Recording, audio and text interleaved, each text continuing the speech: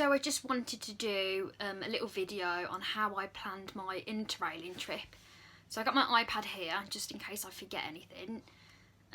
So when I went Interrailing, I went last year, June 2017, so it was in the summer. I'm from Birmingham, so it was like school holiday type time. It was the first time I'd ever went to European cities, the first time I went backpacking, the first time I went ever travelling. I was thinking of going to Southeast Asia, but I thought just to try out travelling, try going interrailing, and there was quite a few cities that I wanted to go to, so I thought, why not?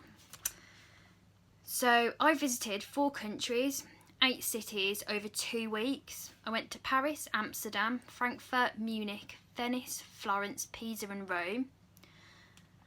The first thing you need to do when you want to plan travelling is to look at the Interrailing map that they've got on their website.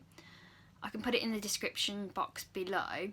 They've got the hours it takes from each destination, so if you don't like long train journeys, that's a good idea to have a look on that so you know how long each journey takes.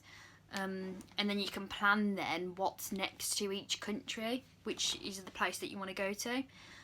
I got the Global Pass, which is 5 days worth of travel within 15 days. So you don't have to take them 5 days consecutively, and each day is 24 hours. So you have 24 hours worth of travel for 5 days. They explain it better on the website. That pass cost me €194. On top of that, there are some compulsory reservations, but some reservations you don't need to reserve. It's just a preference. For example, one compulsory reservation for us was the train journey from Paris to Amsterdam, but I guess it's because that's a popular train journey. But that was quite expensive.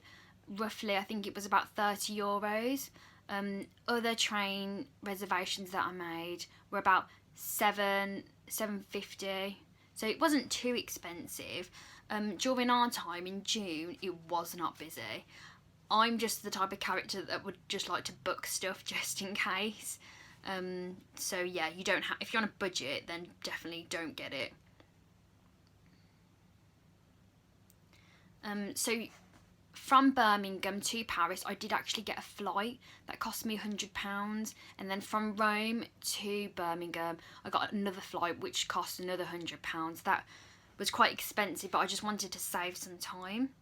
For hotels, I used booking.com and usually got a free cancellation. I didn't book anything in the centre. I was always about 20 minutes away, so I would just double check to see that there are public transport available in the hotel that you pick in. For example, I stayed in Paris for 3 nights and I stayed at an Ibis, which was 20 minutes away using the metro. One thing I would recommend is make sure the area's not rough, so you want to be in a safe area. The area we picked was rough, and it was quite scary, especially in the night. So that was a schoolboy error that we made. We stayed 3 nights in Amsterdam at the Armada. That was great because it was like walking distance, 15 minutes to the centre.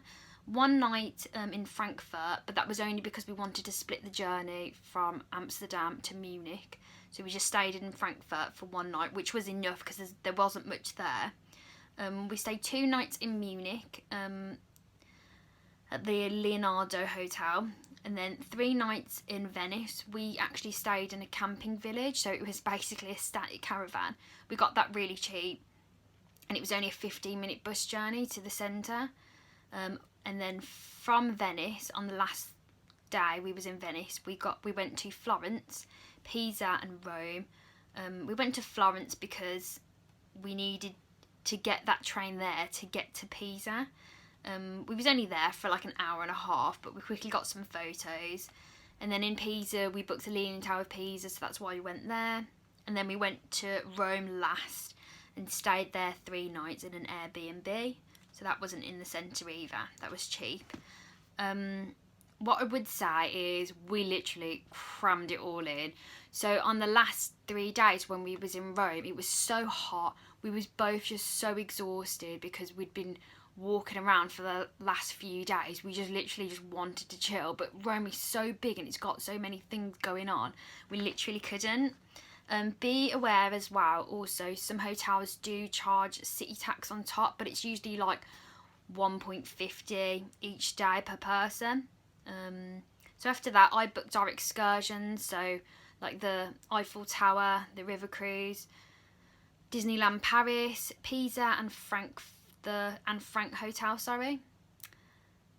And then I made an itinerary. I used TripAdvisor and looked at each place and saw where to visit, and you can favourite each thing that you want to see, which was really good because it was kind of like an itinerary.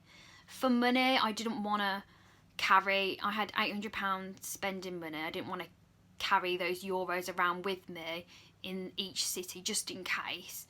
So I used a WeSwap card, which is like basically a direct debit type of card. Martin Lewis recommended it, which was good, to be fair.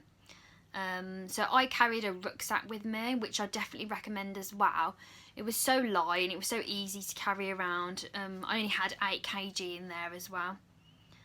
So tips, so I would recommend bringing a backpack, even if it was for 2 weeks, and we stayed at hotels, not hostels. I've never stayed at a hostel, so that kind of scares me, to be fair. I probably should have, but maybe in the future. Wear trainers on the first day because I wore sandals, and we was in Paris and we was walking all day and I had blisters, so yeah, wear trainers, not sandals. I didn't even know you could get blisters from sandals, but hey ho. Bring a brolly. I thought, oh, it'll be fine, but definitely bring a raincoat or a brolly because European weather is unpredictable. Get hotels that are close to transport and has a nice area. One thing that I come across after I was booking my Interrailing trip was that there is actually a website that books all the hotels and books all your Interrailing tickets online, and it's like a package type deal, and the hotels that they pick as well are ones that are in the centre, so I definitely recommend that because when I worked it out, it actually saved you money and it was cheaper than planning it yourself. I'd also recommend to not go to Italy when you're interrailing. I would actually, if you wanted to travel Italy, you can get like an Italy interrailing pass through Italy. So I think that would save you money rather than using it on the interrailing pass. Get to the train station early, and for money, so the train, the reservations, the flights, our hotels and the excursion that I booked that I've mentioned all cost me £1,000. The spending money that I brought was £800, and that was for, you know, not hotel because I booked that in advance, but I didn't book some in advance.